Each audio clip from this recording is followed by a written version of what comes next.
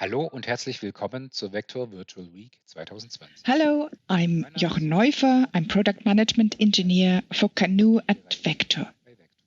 Today I will present novelties on testing of IoT applications. So we have a look at testing IoT applications and smart devices with CANu.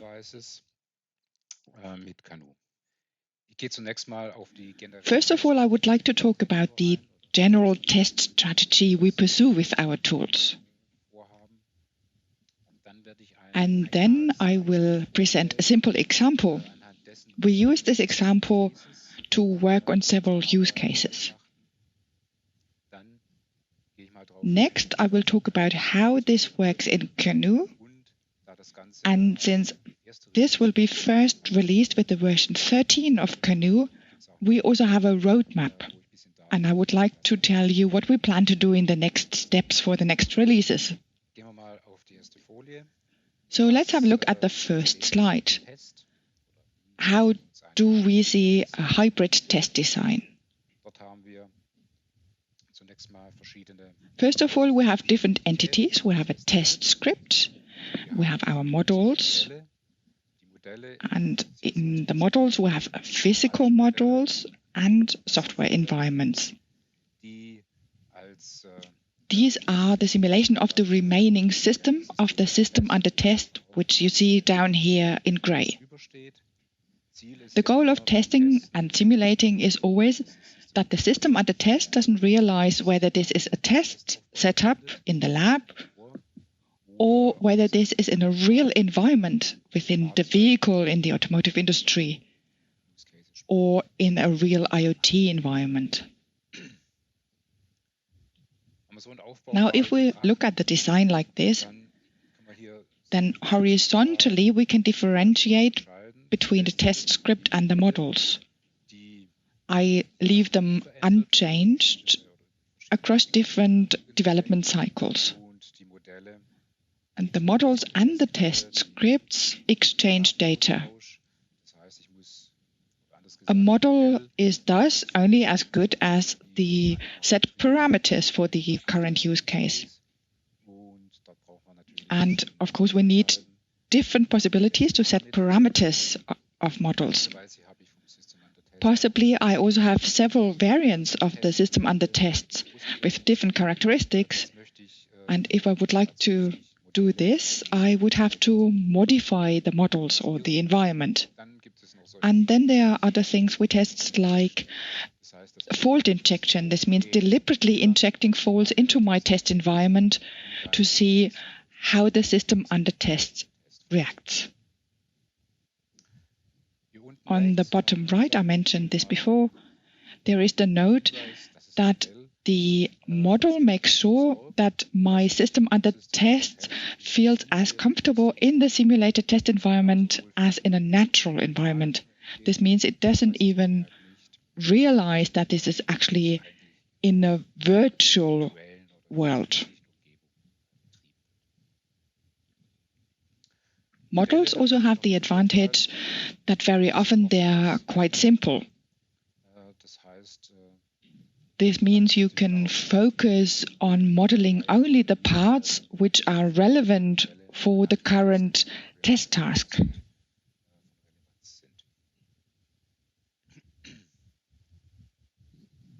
The test script itself interacts also with the SUT directly. This means I can call up different states, and we split this into control flow and data flow. Control flow would mean that I can put the system under test into a specific state so we can start testing. And then, of course, I can put data into the system under test and check the reaction on the outputs of the system. When we talk about testing, this means it's either a sequence of test steps or I can run background checks.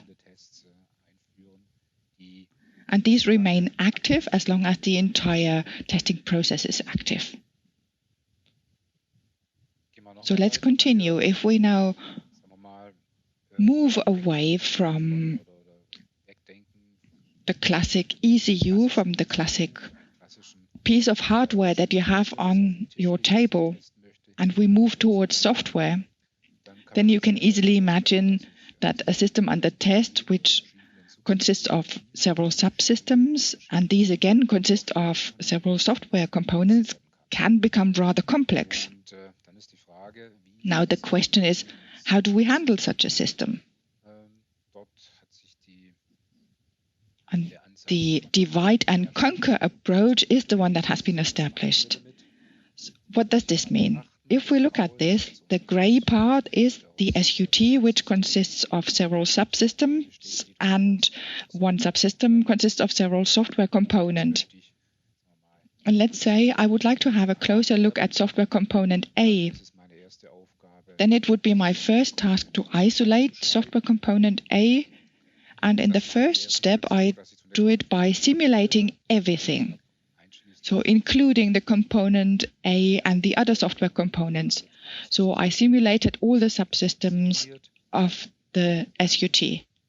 And then I isolated in the way that I provide all the interfaces that you need. And since I had simulated it all before, in the ideal case, I only have to remove software component A from my simulation and replace it by a real software component.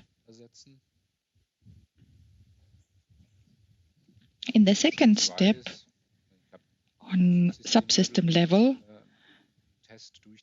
I test on the subsystems, and in the same way I isolate subsystem 1 consisting of software component A and C. This means all the software interfaces and the inputs and outputs that are needed by this subsystem are provided by the simulation environment.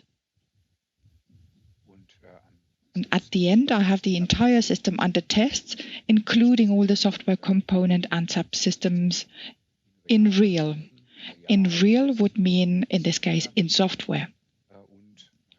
And all the models and test scripts are running the tests in the system. So what we've seen when we went through the slides is that the test scripts and the models have not changed along the entire process. This means, for example, if you look at the V cycle, then you can work with the same environments and the same models and test scripts along the entire V process. And this is something CANu has always supported, that you don't have to change the setting depending on the development state, whether this is integration, MIL or SIL, but you can work with the same environment through the entire development process. And we think this also applies to IoT applications.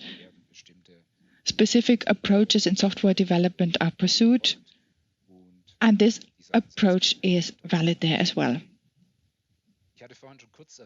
Earlier on, I mentioned that in testing, we move away from looking at a control unit, for example, or a piece of hardware, where we test inputs and outputs. Let's say we have a device, an ECU that we have physically on the table in the lab where we measure and test and stimulate. So we move away from this, and the trend goes towards more and more towards software tests, since we have now things like AUTOSAR adaptive platform. So we have components which are actually running in an ECU, but for testing or for a specific part in the development cycle, it is not relevant on which ECU these tests are running. But it is now my task to check a specific function. And for this use case, or to face this challenge, we launched a new product from the CANu family, and we call this CANu for Software. CANu for Software is a software testing tool which has a similar workflow as the traditional canoe, but the difference is that I don't need any drivers for a CAN, for example, or FlexRay, bus systems from the automotive industry or other bus systems, but I concentrate on software interfaces of my system under test.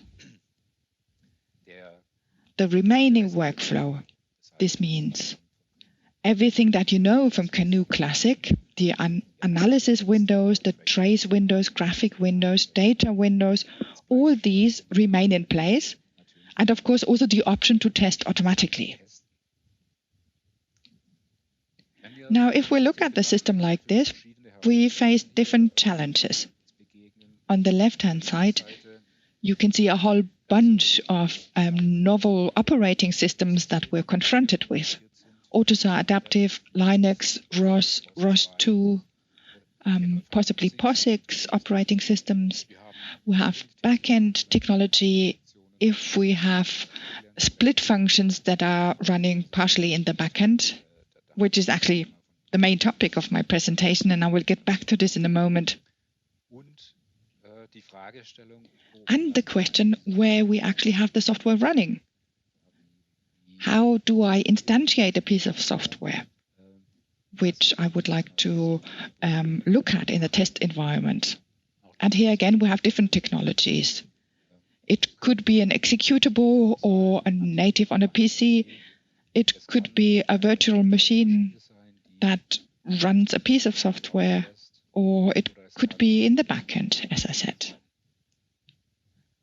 And backend technology is what we are going to look at next. Because the title here is IoT applications. So first of all, I would like to present an example to you, which is a rather simple example. And since this is easy to understand, I would like to go through 4 different use cases which are relevant in testing of IoT systems. So let's assume we had 2 intelligent devices. One is a temperature sensor that gives us a temperature, and we have a smart ventilator which converts the temperature into a speed for its fan. All this is transmitted by MQTT. MQTT is a protocol that is frequently used in IoT applications like smart home, for example. At the top in the cloud, you can see the backend software. Possibly this also has some intelligence. Perhaps it makes event aggregation.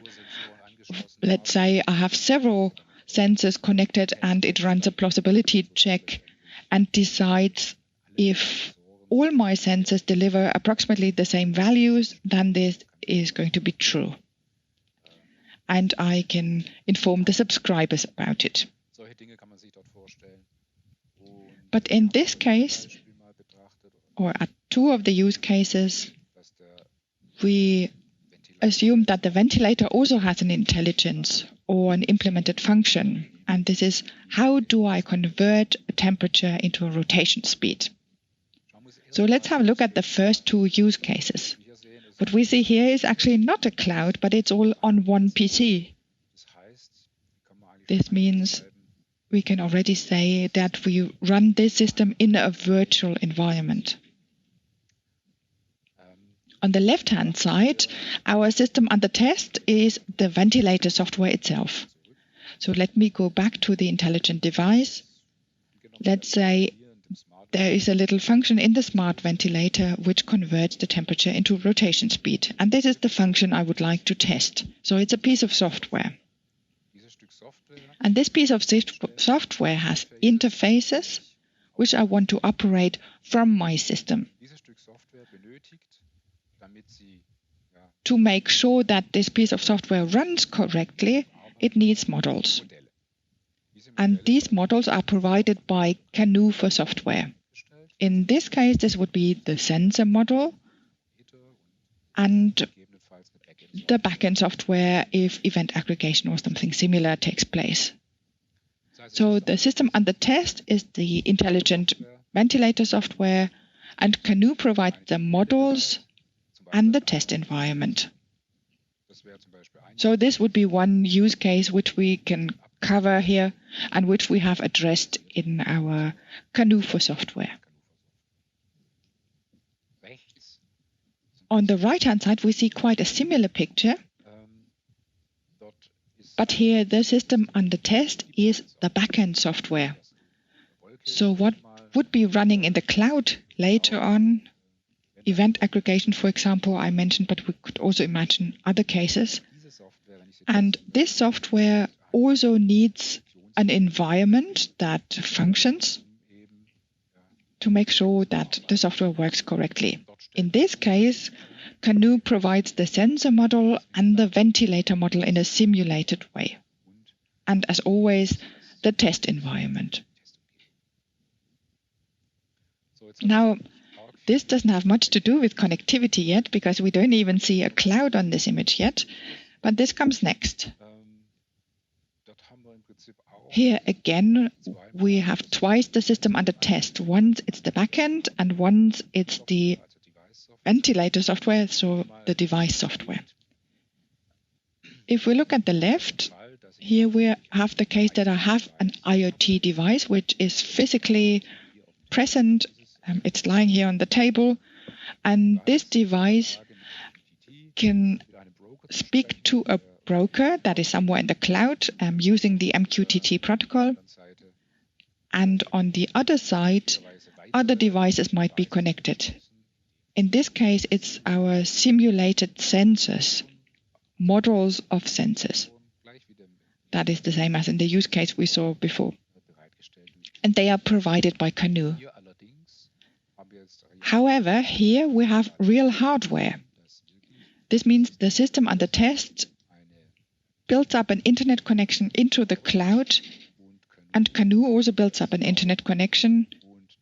And in this case, an MQTT broker is running that makes the connection between the SUT, that's the ventilator, and the test environment. Here it says CFS backend. This is a term that we at Vector selected for connectivity. So this is the connectivity features service. It's a service that Vector offers to host the broker. And we also offer it for these test designs.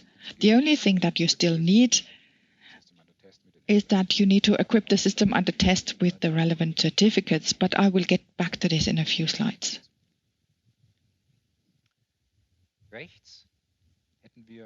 On the right-hand side, we have the backend, a system under test, and in this case, the connectivity features service backend works as a tunnel.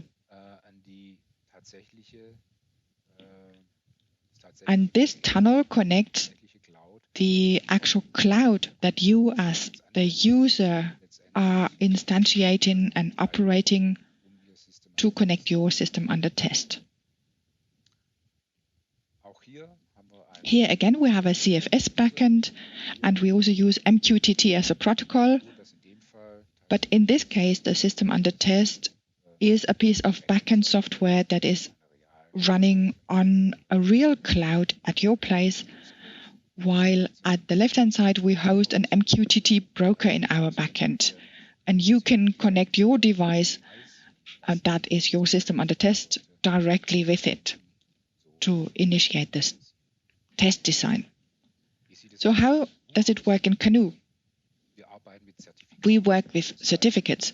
This means when you start using the service, you will get an owner certificate, which is the Vector certificate, and this defines a user range, and we call that tenant. This is a tenant separation. And within this tenant, you can generate as many instance certificates as you need. Instance certificate means this way you have a clear assignment from the system under test to the test environment. So CANu will have an instance certificate and the SUT In this case, a real device will also get an instance certificate. This way, it's guaranteed that these two entities find each other via the CFS backend. And how do I do this in CANu? In CANu, we have a new communication concept which has been in place for some versions already. And within this communication concept, we have so-called distributed objects. These are objects which I can equip with interfaces and data members. And in this case, a specific MQTT annotation can be used. Or let's go back. Our domain-specific language, our VCDL, enables us to describe these DOs. And by using this MQTT-specific annotation, it allows us to tell CANu, this DO I want to transmit via MQTT. And that's why you find these MQTT-specific artifacts here, like topic or communication pattern, like publish, subscribe. And in general, we call that binding, and this specifies which protocol I want to use to transmit it. Once this has been created in CANu, you can work with these DOs, and you can do everything that you used to do with system variables or bus signals. You can use them in couple, or I can set up a test design in the test studio and evaluate the tests.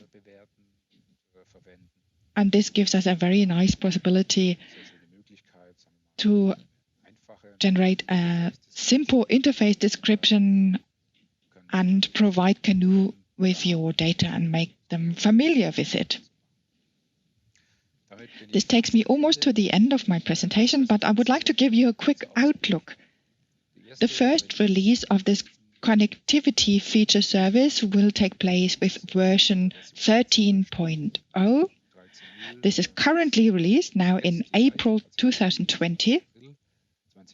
And at present, it still has a single client structure. This means CANu can play only one client in this environment. We support MQTT as the only protocol right now.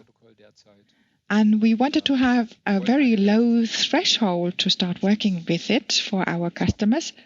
And that's why the use of this service will be free of charge for you as the user.